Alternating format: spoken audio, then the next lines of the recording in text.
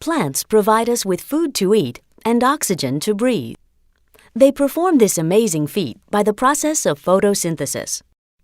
Let's take a closer look. Photosynthesis requires carbon dioxide, which diffuses into the leaf through small pores and then enters the cells. Inside the cell, carbon dioxide diffuses into the chloroplasts, where photosynthesis takes place. Chloroplasts use energy from light to transform carbon dioxide and water into sugar and oxygen. Zooming into a chloroplast, we see these flattened membranous sacs called thylakoids. Here, light energy is converted to chemical energy in the first phase of photosynthesis, the light reactions.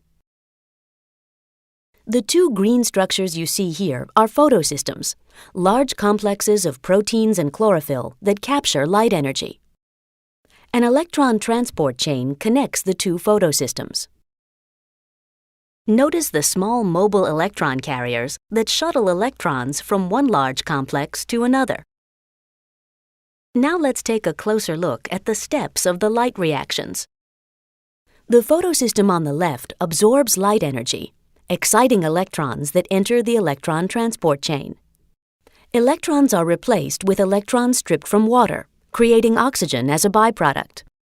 The energized electrons flow down the electron transport chain, releasing energy that is used to pump hydrogen ions, the blue balls, into the thylakoid.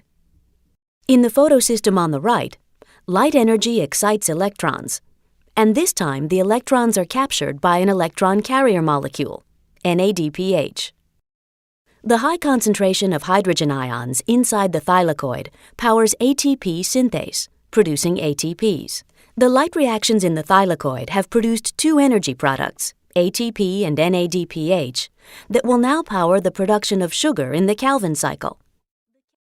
The Calvin cycle takes place outside the thylakoids in the stroma, the thick fluid of the chloroplast. At the beginning of the cycle, carbon dioxide molecules combine with molecules called RUBP. The resulting molecules go through a series of reactions powered by ATP and NADPH from the light reactions. Sugar molecules known as G3Ps are produced.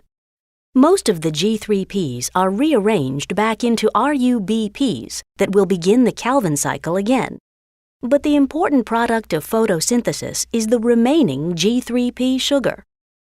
Some G3Ps are used to build glucose, which can combine into starch or cellulose.